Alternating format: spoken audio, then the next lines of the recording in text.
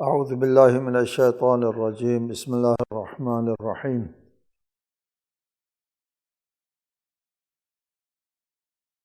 الحمد للہ رب العالمین، والصلاة والسلام علی اشرف الانبیاء والمرسلین وآلہ الطیبین الطاہرین۔ اعوذ باللہ من الشیطان الرجیم، بسم اللہ الرحمن الرحیم۔ سورۃ انزلناها وفرضناها وانزلنا فيها آیات بینات لعلکم تذکرون۔ سورۃ النور آیت 1۔ یہ ایک سورہ ہے جسے ہم نے نازل کیا اور اسے فرض کیا، اور اس میں صریح آیات کو نازل کیا تاکہ تم نصیحت حاصل کرو۔ یہ سورہ نور ہے۔ سورہ نور بہت سے فقہی احکام پر مشتمل ہے، اس لیے فرمایا سورۃ انزلناها۔ سورہ کہتے ہیں، ایک معنی سورہ کا ہے بلندی کے معنوں میں استعمال ہوتا ہے، اور دوسرا سور البلد، بلد کا جو شہر پناہ ہے، فصیل، اس کو بھی سور البلد کہتے ہیں۔ قرآن کا ایک سورہ ایک حوالے سے بلند مرتبہ مطالب پر مشتمل ہوا کرتا ہے، اور دوسرے اعتبار سے یہ ایک فصیل کی طرح ہے کہ بہت سے مطالب کو اپنے احاطے میں لیے ہوئے۔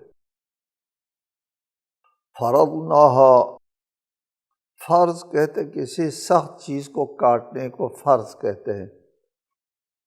اسلامی فقہی اصطلاح میں لازم قرار دینے کو، مقرر کرنے کو فرض کہتے ہیں۔ یہاں پر فرض ہے، لازم۔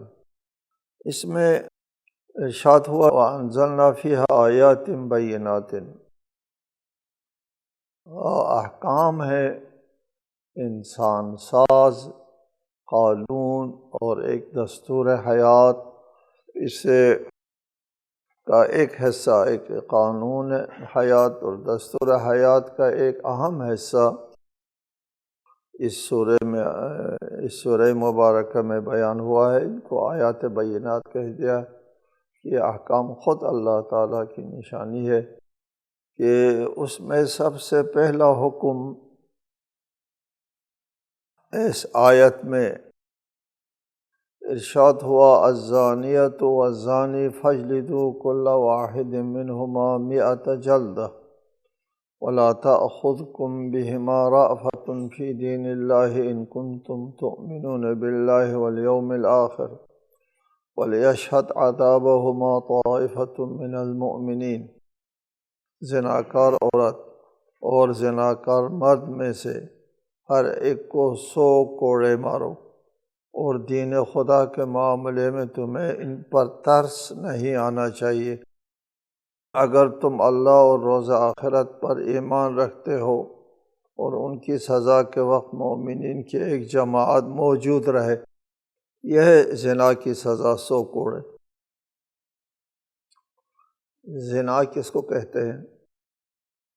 زنا کی تعریف کی گئی ہے کہ ایسے عورت کے ساتھ ہم بستری کرے جو اس پر حرام ہو، نہ اس کے ساتھ عقد کیا ہو، نہ اس کی مملوکہ ہو، نہ از روئے شبہ ہو۔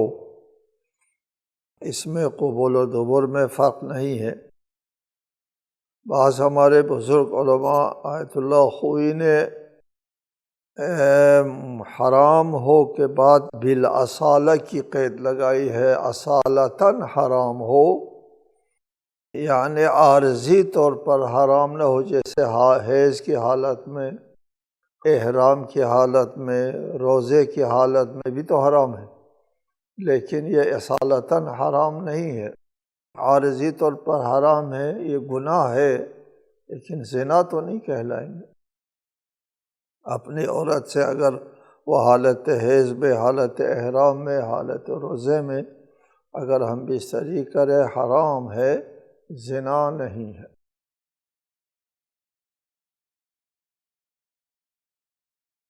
یہاں پر زنا کی تعریف میں ہم نے کہا کہ وہ ایسی عورت کے ساتھ ہم بستری کرے جو اس پر حرام ہو، نہ اس کے ساتھ عقد کیا ہو، نہ اس کی مملوکہ ہو، نہ شبہ ہو۔ ہم بستری کرے کسی غیر عورت سے جان بوجھ کر کہ یہ جان کر کہ یہ غیر عورت ہے اور ہم بستری کریں تو وہ زنا ہے۔ اور اگر کسی شبہ کی وجہ سے ہم بستری ہو جائے تو وہ زنا نہیں ہے۔ مثلاً اس نے کسی عورت کے ساتھ عقد کیا اور یہ سمجھ کر کہ اس کے ساتھ عقد کرنے سے یہ عورت ہے میرے اوپر حلال ہو جائے گی، ہم بستری کی، بعد میں پتہ چلا کہ یہ ابھی پچھلے شوہر کے ساتھ طلاق اس کی صحیح نہیں ہے اور اس کے ساتھ عقد نہیں ہو سکتا تھا، اور اس کو وقت بھی شبہ کہتے، اس کو زنا نہیں کہتے، اس سے ہونے والی اولاد بھی حلال زادہ ہو جاتی ہیں۔ شبہے میں اگر وہ ہو گیا، بستری ہو گئی، تو وہ زنا نہیں ہے۔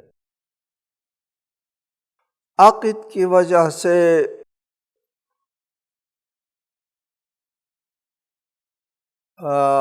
حرام عورت جو ہے وہ حلال ہو جاتی ہے اگر وہ عورت عقد سے حلال ہونا ممکن ہو تو۔ مثلاً عورت ہے، آزاد ہے، کسی کے عقد میں نہیں ہے اور اس کے محارم میں بھی نہیں ہے، محرم نہیں ہے، اجنبی عورت ہے، کسی کے زوجیت میں بھی نہیں ہے، ایسی عورت کے ساتھ عقد کر کے وہ حلال کر سکتا ہے عقد کی وجہ سے، بغیر عقد سے وہ عقد سے نکل گئے۔ البتہ اگر یہ عقد کسی محرم عورت کے ساتھ کرے، محرم عورت کے ساتھ، بیٹی کے ساتھ، ماں کے ساتھ، بہن کے ساتھ عقد کر کے ہم بستری کرے تو اس عقد کا کوئی اثر نہیں ہوگا، یہ عقد مؤثر نہیں ہے ہمارے نزدیک، چونکہ حرام محرم عورتوں کے ساتھ عقد کرنے کا کوئی اثر نہیں ہے، عقد کأن لم یکن ہے، کالعدم ہے، عقد ہو نہ ہو فرق نہیں کرتا، ماں ہے، بہن ہے۔ لیکن امام ابو حنیفہ کے نزدیک یہ زنا نہیں ہے، حد جاری نہیں ہوگی اس پر، کہتے ہیں لمکان العقد، کیونکہ اس نے عقد کر کے ماں بہن اور اس کے ساتھ بستری کی ہے، عقد کی وجہ سے یہ زنا نہیں ہے۔ باقی تمام جو مسالک ہے فقہی، سب کے نزدیک عقد غیر مؤثر ہے، یہ زنا ہے۔ زنا اختیار سے ہو اور اگر جبر کیا جائے تو اس صورت میں حد جاری نہیں ہوگی۔ یہ جبر جو ہے وہ عورت کے ساتھ تو جبر ہو سکتا ہے، لیکن مرد کے ساتھ بھی جبر ہو سکتا ہے، نہیں ہو سکتا ہے، اس میں بحث ہے، علماء کو، فقہاء کو بحث ہے۔ کچھ لوگ کہتے ہیں کہ منافات نہیں ہے ایک شخص کے اوپر جو ہے وہ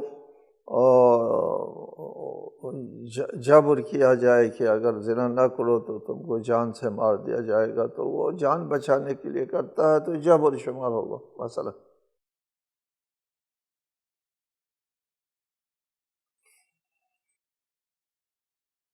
یہاں پر باقی جو دنیا ہے ان کے ہاں زنا کس کو کہتے ہیں مختلف ہے، سزائیں بھی مختلف ہے۔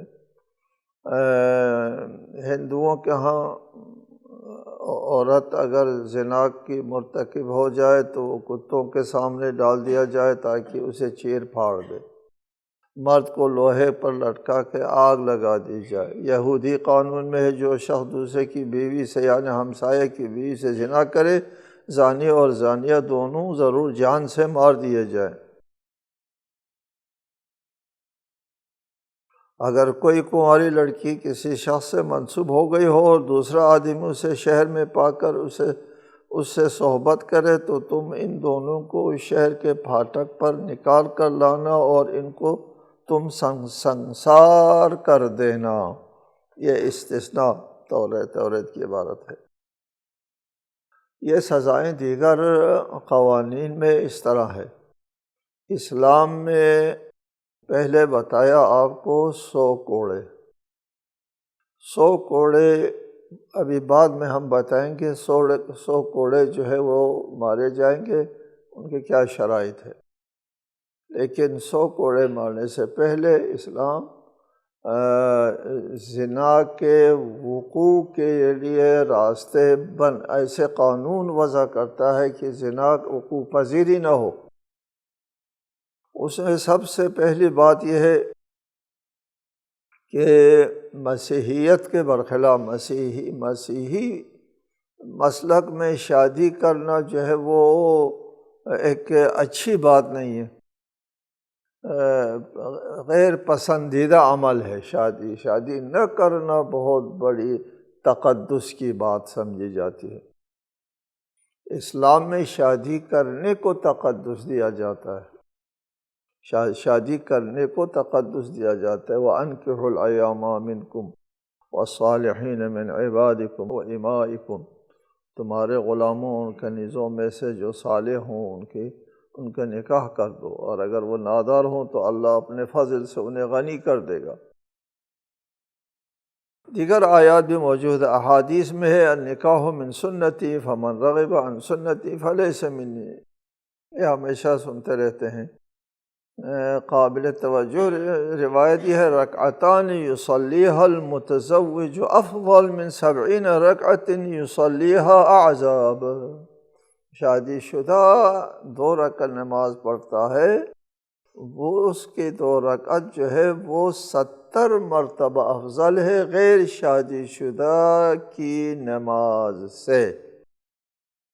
میں کہا کرتا ہوں کہ انسان کے عمل کو وزن ملتا ہے عمل کرنے والے کو وزن ملنے کی وجہ سے، چونکہ شادی شدہ شخص جو اپنے نصف دین کو بچایا ہے اس لیے کہ وہ اس کی شخصیت جو ہے وہ اس میں وزن آ گیا، اس کی شخصیت میں وزن آ گیا، لہٰذا اس کے عمل میں بھی وزن آ جائے گا۔ من تزوج احرز نصف دینہ مشہور ہے۔ شادی نہ کرنے کی مذمت، ان ارذل موتاکم العذاب، تمہارے مردوں میں سب سے کم درجہ کنوارے مردوں کا ہے جو شادی کیے بغیر مر جاتے ہیں۔ خیار امتی المتأہلون، میرے امت کے جو ہے وہ نیک لوگ وہ ہیں جو شادی شدہ ہیں، میرے امت میں سے جو بدترین لوگ وہ ہیں جو شادی نہ شدہ ہے، شادی نہیں کرتے ہیں۔ المتزوج النائم افضل عند اللہ من الصائم القائم العزب، شادی شدہ جو سو جاتا ہے وہ بہتر ہے، اس کی نیند بہتر ہے اللہ کے نزدیک، اور جو مجرد ہے شادی نہ شدہ ہے اس کے روزے سے اور نمازوں سے، القائم نماز میں جو کھڑا رہتا ہے اور روزہ رکھتا ہے اس سے اس کی نیند بہتر ہے۔ جس نے اپنے نصف دین کو بچایا ہے اور اطمینان سے سوتا ہے اس کی نیند بہتر ہے، ایک چیز۔ دوسری چیز محرم نامحرم کی تمیز ہے اسلامی قوانین میں۔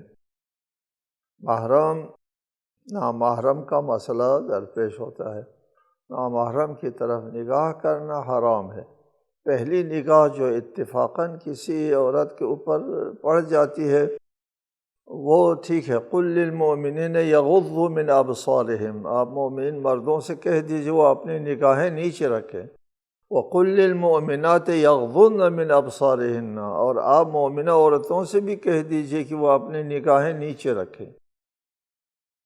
حدیث میں ہے لک اول نظرۃ والثانیۃ علیک، پہلی نگاہ تیرے حق میں ہے اور دوسری نگاہ تیرے خلاف ہے، یعنی کسی نامحرم پر پہلی نگاہ پڑتی ہے وہ تو صدفتاً اتفاقاً نگاہ پڑتی ہی ہے، جو قصد و ارادے کے بغیر نگاہ پڑتی ہے۔ پھر دوسری مرتبہ اگر آپ نے قصد و ارادے سے دیکھا تو پھر یہ آپ کے خلاف ہے، جائز نہیں ہے۔ اسی مصری شاعر نے اچھا کہا ہے، نظرۃ فابتسامۃ فسلام فکلام فموعد فلقاء، ایک نگاہ، پھر ایک تبسم، پھر سلام، پھر گفتگو، پھر طے، پھر ملاقات۔ یہ شروع ہوتی ہے یہ بات نظرتن سے، ایک نگاہ سے۔ اس کو اسلام نے منع کیا ہے، نہ کرو یہ کام۔ تیسری بات ہے، عورت کے لیے جائز نہیں کہ وہ اپنے شوہر کی اجازت کے بغیر گھر سے باہر جائے۔ اسلام نے زنا کو بدترین گناہ قرار دے دیا، حتیٰ کہ 7 موبقات میں اس کو شمار کیا ہے۔ 7 موبقات کس کہتے ہیں؟ وہ 7 گناہ جس کے لیے جہنم کی سزا مقرر ہے، اس کو 7 موبقات کہتے ہیں۔ اس میں زنا کو وَلَا تَقْرَبُوا الزِّنَا إِنَّهُ كَانَ فَاحِشَةً وَسَاءَ سَبِيلًا، اور زنا کے قریب بھی نہ جاؤ، یقیناً یہ بڑی بے حیائی اور بہت برا راستہ ہے۔ حدیث میں ہے فی الزنا 5 خصال، زنا کی 5 خصلتیں ہیں، 5 خصلتیں ہیں زنا کی منفی۔ یذہب بماء الوجہ، آبرو چلا جاتا ہے، ایک۔ ویورث الفقر، غربت آ جاتی ہے، 2۔ وینقص العمر، عمر کوتاہ ہو جاتی ہے، 3۔ ویسخط الرحمن، اللہ کو ناراض کر دیتا ہے، 4۔ ویخلد فی النار، اور جہنم میں ہمیشہ رہتا ہے، نعوذ باللہ، 5 ہو گئے، نعوذ باللہ من النار۔ دیکھو کتنا سنگین ہے یہ، کتنا بڑا گناہ ہے یہ۔ حدیث ہے اذا ظہر الزنا من بعد کثر الموت الفجأہ، میرے بعد جب زنا عام ہو جائے تو مرگ مفاجات زیادہ ہو جائے گی۔ اذا فشى الزنا ظہرت الزلازل، جب زنا عام ہو جائے تو زلزلہ زیادہ آئے گا۔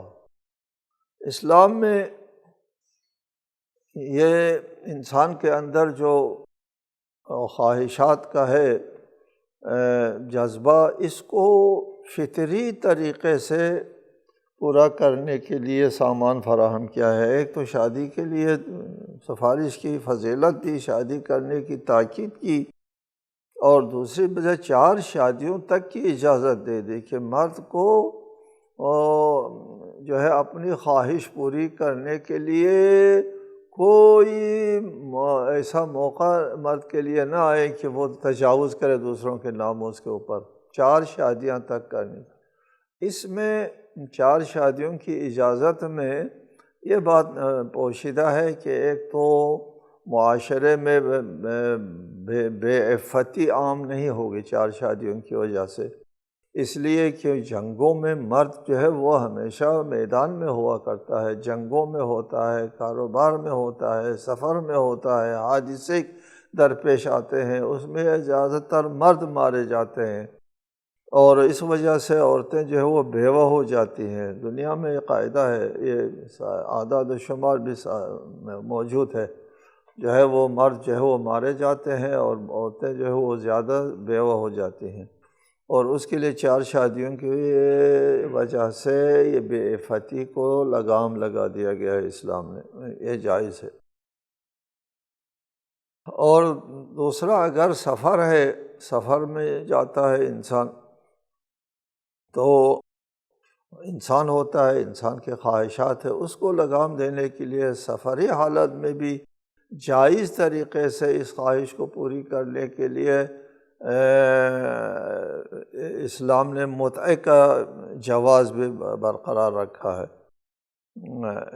اس کے ہوتے ہوئے زنا کی نوبت نہیں آنا تھی اصلاً، جیسا کہ ابن عباس کہا کرتے ہیں، متعہ اس امت کے لیے ایک رحمت تھا، اگر اس سے روکا نہ گیا ہوتا تو سوائے شقی کے کوئی زنا کا مرتکب نہ ہوتا۔ زنا تمام قدروں کو پامال کرتا ہے۔ زنا پر خاندانی تشکیل یعنی وہ تمام قدریں جن پر خاندانی تشکیل جو ہے وہ اس کا دار و مدار ہے۔ خاندانی تشکیل جن باتوں عصمت اور پاک دامنی پر جو ہے خاندان کی تشکیل ہوتی ہے، اولاد حلال زادہ ہو، اور نسلوں میں جرائم کے جرثومے خلط ملط ہو جاتے ہیں اگر زنا ہو تو، جن کی وجہ سے ایک بدخصلت معاشرہ وجود میں آتا ہے۔ زنا اخلاقی قیود و حدود سے آزاد ہو کر ایک درندگی کے طور پر ہوس رانی کا مظاہرہ ہے۔ زنا یعنی وہ ایک ایسے عورت کے ساتھ زنا کرتا ہے جس کا نام نفقہ بھی اس کے اوپر واجب نہیں ہے، اس کو پالنا بھی واجب نہیں ہے، اگر بچہ ٹھہرتا ہے تو اس کا بھی وہ ذمہ دار نہیں، کوئی ذمہ داری عائد نہیں ہوتی اس پر، اور تمام حدود و قیود سے آزاد ہو کر اپنی خواہشات کو پورا کرنے کی ایک درندگی ہے، درندگی بغیر کسی ذمہ داری کے، اور عورت کو اب حالات کے اوپر رحم و کرم پر چھوڑنے والے۔ زنا ناموس کے حد کا حرمت کے ساتھ ہوس پرستی کا ایک غیر انسانی عمل ہے۔ زنا کے اثرات احادیث کے مطابق خود اس کے ارتکاب کرنے والے کے ناموس پر بھی مترتب ہوتا ہے۔ حدیث میں آیا ہے، لوگوں زنا نہ کرو ورنہ تمہاری عورتوں سے زنا ہوگا، جیسے تو کرے گا تیرے ساتھ وہی کچھ ہوگا۔ یہ ہے اسلام نے اس کی پیش بندی کی ہے، یہ زنا جو ہے وہ وقوع پذیر نہ ہو، اسلامی معاشرے میں زنا کم وقوع پذیر ہو۔ اب آتے ہیں کہ زنا کے اوپر حد جاری کرنا ہے، اس کے لیے چاہیے ثبوت ہو تو پھر حد جاری ہوگی، ثبوت نہ ہو تو حد جاری نہ ہوگی۔ ثبوت کے لیے پہلا طریقہ جو ہے وہ اقرار ہے۔ اقرار کی وجہ سے اس پر حد جاری ہوگی۔ اقرار کرنے کے والے میں یہ شرائط موجود ہو، بالغ ہو، عاقل ہو، اپنے اختیار سے ہو، غلام نہ ہو، اقرار کو 4 مرتبہ دہرائے، پھر یہ اقرار مؤثر ہے۔ ٹھیک ہے، غلام نہ ہو، غلام پر نہیں ہوئی، آگے آ جاتی ہے۔ حنفی اور حنبلی کا بھی یہی موقف ہے، مالکی اور شافعی کے نزدیک صرف ایک اقرار کافی ہے۔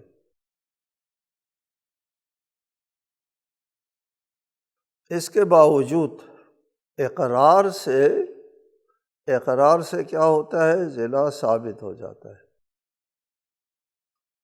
وہ 4 مرتبہ اقرار کرے اور پھر اگر وہ 1 مرتبہ، 2 مرتبہ، 3 مرتبہ اقرار کرتا ہے اور پھر چوتھی مرتبہ اقرار نہیں کرتا ہے، اس پر حد جاری نہ ہوگی۔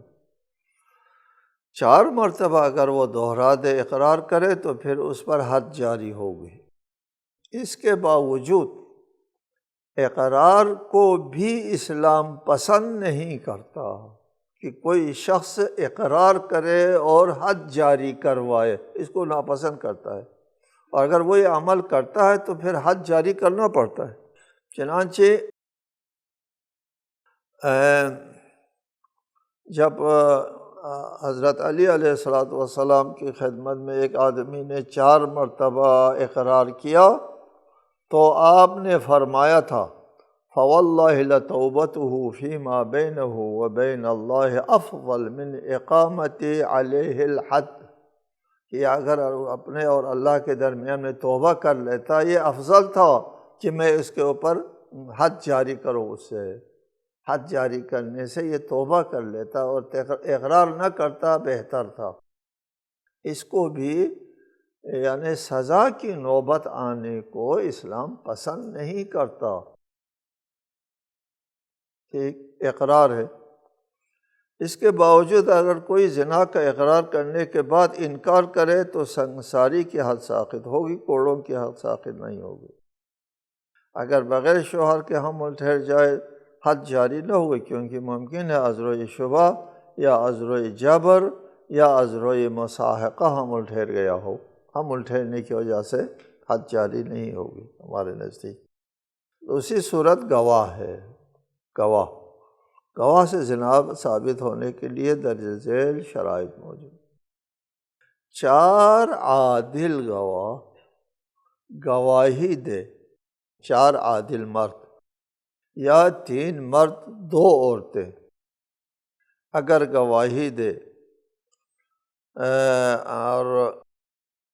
اور اگر گواہی دینے والے 2 عادل مرد اور 4 عورتیں ہوں تو اس سے حد ثابت ہوتی ہے، رجم نہیں۔ رجم 4 عورتوں سے ثابت نہیں ہوتی، 2 مرد 4 عورتوں سے۔ گواہی بھی مشاہدے کی گواہی دے دے کہ ہم نے بچشم خود دیکھا ہے، 4 گواہ۔ اور اگر مشاہدہ کی گواہی نہ دے تو ویسے اگر انہوں نے کہا کہ جی فلاں نے فلاں کے ساتھ زنا کیا ہے اور تم نے دیکھا، یہ دیکھا نہیں ہے لیکن دونوں کمرے سے نکل رہے تھے وغیرہ، اور تو پھر وہ گواہوں کے اوپر قذف کی حد جاری ہوگی، الٹا گواہوں پر حد جاری ہوگی، تم نے ان کی بے احترامی کیوں کی، ان کے عزت و آبرو کو داؤ پر کیوں لگایا۔ گواہوں پر حد جاری ہوگی، قذف کی حد۔ گواہ ایک زمان اور ایک مکان کی ہو، اگر زمان و مکان میں اختلاف آ جائے تو زنا نہیں، گواہوں پر حد جاری ہوگی۔ اگر 4 مرد گواہوں نے ایک کنواری لڑکی کے قبول میں زنا کی گواہی دے مگر 4 عورتوں نے گواہی دی کہ اس لڑکی کی بکارت باقی ہے تو اس لڑکی پر حد جاری نہ ہوگی، بکارت باقی ہے ابھی۔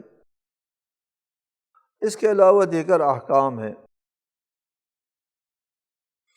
یہاں پر ایک بحث ہے کہ گواہ اور فزیکل شواہد، یہ آج کل کے مباحث ہے، گواہ اور فزیکل شواہد میں سے کس کو مقدم کیا جائے گا؟ مثلا ڈی این اے کا جو ہوتا ہے ٹیسٹ، اس سے اگر ثابت ہو جائے تو پھر گواہ کی نوبت آتی ہے، یا وہ نوبت نہیں آتی، زنا ثابت ہو جائے گی، فزیکل ٹیسٹ ہے ڈی این اے، یا دیگر جو ہوتے ہیں علائم۔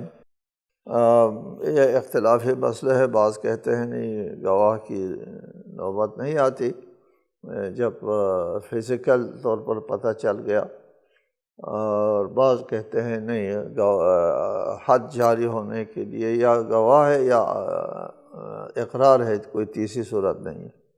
السلام علیکم ورحمۃ اللہ۔